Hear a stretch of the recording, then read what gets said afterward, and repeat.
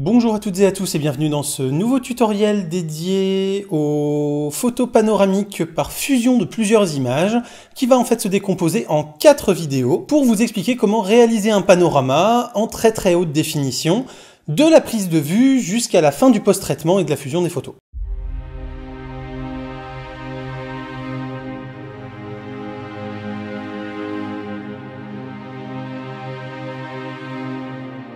Pour ceux que ça intéresse, vous pouvez également aller voir le Hangout, donc l'émission en direct avec invité qui avait été faite sur le sujet, où on traitait des photos panoramiques mais aussi des photosphères, en cliquant sur le petit qui va se retrouver normalement juste ici. Cette première vidéo va vous donner les conseils de base pour réaliser vos images, dans le but d'ensuite aller les fusionner dans un programme pour pouvoir en faire un panorama très haute définition avec tous les conseils et les astuces qu'il faut avoir en tête pour réussir ces images dès la prise de vue et pas trop galérer ensuite. Pour la partie post-production, je vais vous proposer donc 3 vidéos séparées, une avec la post-production sous Photoshop, une avec la post-production sous Lightroom, une avec la post-production sous Ujin. Ujin va permettre à ceux qui ne veulent pas en fait investir dans un programme pour faire ça, d'avoir un programme gratuit au détriment peut-être d'une interface un petit peu plus austère ou plus compliquée à prendre en main.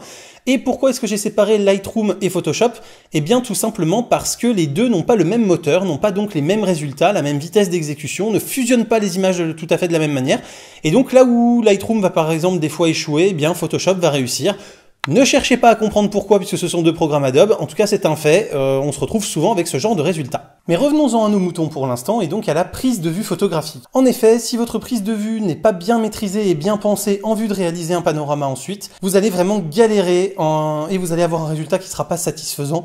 C'est pour ça qu'aujourd'hui, nous allons faire un panorama, alors certes de mon jardin, je sais, il y a plus glamour, ça fait pas forcément rêver, mais je vous montrerai ensuite en fin de vidéo des panoramas beaucoup plus chouettes à regarder qui ont été faits en voyage par exemple. Mais voilà, au moins ça va vous permettre de comprendre par l'exemple le pourquoi du comment et quels sont les conseils à bien respecter pour pouvoir s'en sortir. Donc tout d'abord, il va falloir réaliser vos images en mode manuel. Pourquoi? Parce que si vous avez d'un côté un soleil qui donne pas mal et de l'autre quelque chose qui est beaucoup plus à contre-jour par exemple, eh bien vous allez avoir des gros écarts de réglage, et si vous vous mettez en mode automatique ou semi-automatique, l'appareil va essayer de compenser des expositions et des écarts d'exposition, et vous allez vous retrouver avec des choses qui ne vont pas forcément être faciles à dérotiser et à remettre sur un pied d'égalité en termes d'exposition, de contraste, de couleur, et donc ça va être beaucoup plus difficile à fusionner sans qu'il y ait de démarcation entre les photos. Alors que si vous avez quelque chose qui est toujours avec les mêmes réglages, eh bien les décalages lumineux réels vont se retrouver dans vos images, et donc eh bien, ça va se retrouver aussi sur votre panorama final qui va se fusionner beaucoup plus naturellement et beaucoup plus joliment. Et facilement donc aussi au niveau de la post-production. Donc pour pouvoir faire votre choix, mon conseil c'est de vous mettre sur une sensibilité moyenne, un 200-400 ISO par exemple si vous faites ça en plein jour normal. De faire ça avec une profondeur de champ assez importante, donc quand même une petite ouverture type f9, f11, histoire d'avoir une belle distance de profondeur de champ et de faire votre mise au point à une 10-15 de mètres de vous, donc là c'est vraiment pour de l'exemple paysage, bien évidemment, pour avoir vraiment une très belle profondeur de champ. Pour ceux qui maîtrisent la notion d'hyperfocale, puisque je n'ai pas encore fait de vidéo dessus, mais j'en prépare une, vous pouvez sinon donc vous mettre au réglage d'hyperfocale, c'est ce qu'il y a de mieux en fait si vous voulez faire ce genre de pratique. Si toutes les notions de profondeur de champ, de vitesse, de sensibilité, etc. vous sont inconnues, vous avez une playlist que je vous mets ici dans le petit i qui va vous indiquer toutes les choses fondamentales comme ça à savoir sur ce sujet avec des vidéos thématiques, donc n'hésitez pas à aller les consulter avant d'aller plus loin sur cette vidéo. Donc une fois que vous êtes en mode manuel, que vous avez fixé vos ISO et votre ouverture, vous allez aussi devoir fixer votre balance des blancs. Là encore, c'est surtout important si vous utilisez du JPEG et pas du RAW, parce que vous allez avoir une marge de manœuvre beaucoup plus réduite après pour corriger votre balance des blancs.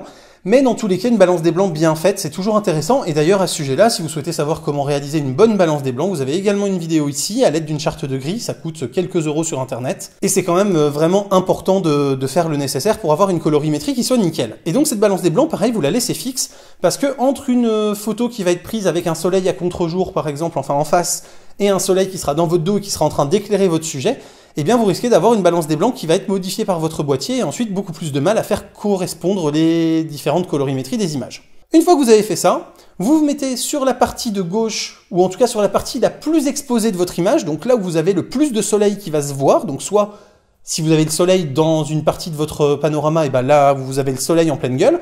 Ou alors, si vous avez, par exemple, un panorama qui est tout le temps avec du soleil différent, bah vous allez vous mettre dans la zone la plus lumineuse, celle où il y a le moins d'ombre, où il y a le moins de choses qui gênent la lumière. Et vous allez regarder quel temps de pause il vous faudrait pour avoir une exposition correcte. Donc là, il faut utiliser bien sûr le posemètre de votre appareil photo. Et ensuite, vous allez faire la même chose avec la zone la plus sombre, pour voir là encore quelle est la bonne exposition. Et ensuite, vous allez choisir une moyenne. C'est-à-dire que si par exemple, la zone la plus lumineuse, il faut être à 1 centième de seconde, et la zone la plus sombre à 1 500e de seconde, vous vous placez à 1 250e et vous faites toutes vos photos au 1 250e avec ce même réglage. Le but étant de garder les écarts de luminosité qui sont présents dans la réalité pour ensuite pouvoir plus facilement les retranscrire sur votre panorama. Ensuite, placez votre appareil à la verticale en mode portrait et pas en mode paysage, donc l'inverse de cette vidéo en fait, là vous voyez je suis dans la longueur en paysage, donc placez-vous en mode portrait et faites vos photos de manière à ce que le bout d'une photo se chevauche avec la suivante. Donc si vous commencez votre panorama à gauche comme ici, donc pour mon panorama de jardin, vous voyez là, à droite par exemple, on voit le cerisier, et bien ensuite sur la gauche de la photo suivante, vous voyez, je vais placer le cerisier bien visible pour qu'il serve de point de raccrochement au programme et que le programme puisse fusionner des images à cet endroit-là en ayant des points de repère. Et là, vous voyez sur l'image sur la droite de cette deuxième photo, on voit un bout de chaise de jardin. Et bien sur la troisième image, sur la gauche, je vais placer une belle partie de la chaise de jardin de visible pour pouvoir avoir là encore une zone assez large de fusion. Alors, généralement, on vous conseille 1/3 quand vous lisez des ouvrages spécialisés ou des trucs comme ça. Franchement, 1/5 de photos suffit très très largement. Et vous allez faire comme ça l'ensemble de vos photos en prenant bien des points de repère pour bien chevaucher et en essayant de garder quelque chose de droit. Faut pas que vous vous mettiez à pencher comme ça, faut vraiment que vous essayiez d'avoir des points de repère aussi pour être bien droit, bien horizontal et essayer de faire quelque chose de propre de cette manière-là. Inutile bien évidemment de vous préciser que je vous conseille de shooter en RAW parce que vous aurez un résultat au final qui sera beaucoup plus optimal et surtout beaucoup plus de marge de manœuvre ensuite après la fusion avec votre fichier TIFF qui va en résulter pour avoir des vraies belles reprises de vos coins bouchés ou un peu surexposés et avoir une image qui soit vraiment très agréable à l'œil après, une fois que vous l'aurez terminé. Donc j'en vois certains déjà me dire « c'est quand même vachement compliqué ton histoire de panorama, autant acheter un grand angle, faire une seule photo, etc. » Eh bien oui mais non. Oui, effectivement, hein, en termes de facilité d'usage, vous achetez votre grand angle, vous faites votre photo, c'est fini, c'est beaucoup plus facile. Ou vous utilisez le mode panorama de l'appareil photo qui va les fusionner bon an, mal an comme il faut, il y aura peut-être quelques problèmes de raccord, c'est pas grave, ça fera le job approximativement. Mais le panorama tel que je vous l'explique aujourd'hui vous donnera une bien meilleure qualité d'image, vous allez vraiment pouvoir zoomer dans l'image, dans les détails, et aussi éviter les déformations que le grand angle va occasionner très souvent. En effet, si vous faites par exemple quelque chose à 24 mm par exemple, ou même à 12 mm, encore plus, vous allez avoir des effets de distance qui vont s'allonger énormément, donc les arrière-plans vont beaucoup moins se voir, vont être beaucoup moins précis, vont sembler beaucoup plus lointains, beaucoup plus petits. Et vous allez aussi avoir des déformations au niveau de l'horizon, par exemple, si vous prenez des photos avec un océan, une mer, qui vont être assez difficiles à gommer et à retirer, même en redéformant votre image, en reprenant la distorsion, ça sera souvent un peu moins beau. Là, vous allez pouvoir avoir un angle de champ beaucoup plus large même, au moins aussi large, mais même beaucoup plus large, parce que techniquement, avec cette méthode, vous pouvez faire un 360 degrés, avec en plus, par exemple, un shoot qui va se faire à 50 mm, donc vous allez avoir très peu de déformation au niveau de l'horizon, au niveau des distances, etc. Vous allez avoir des choses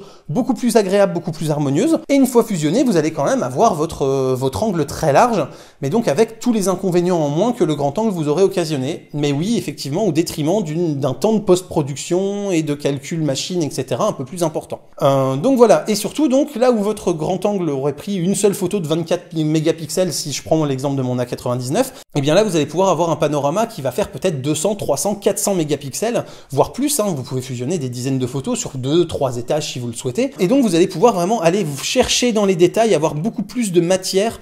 Et vous allez pouvoir, par exemple, si vous voulez présenter un lieu vraiment très particulier lors d'une expo photo, soit parce que vous faites un grand tirage, soit parce que après sur écran ou sur une vidéo YouTube justement, vous voulez montrer des détails dans un paysage vu du haut d'une montagne, je ne sais quoi, eh bien vous allez pouvoir vraiment comme ça rentrer dans l'image, aller voir les détails, et ça va être quand même beaucoup plus qualitatif. Voilà donc pour cette première vidéo consacrée au panorama, et donc pour l'explication de comment réaliser vos prises de vue. J'espère que cette vidéo vous a plu et qu'elle vous a appris des choses. Pensez au clap surtout, hein, le commenter, liker, vous abonner et partager. Et bien sûr, si vous le souhaitez, faire un don sur Tipeee, c'est vraiment la cerise sur le gâteau.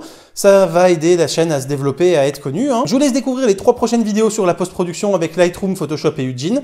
Et je vous dis à très bientôt pour plein de prochaines vidéos photo, techno, informatique et jeux vidéo qui font le contenu de la chaîne. D'ici là, restez curieux et continuez à regarder des vidéos sur YouTube. Salut à tous! Bye bye.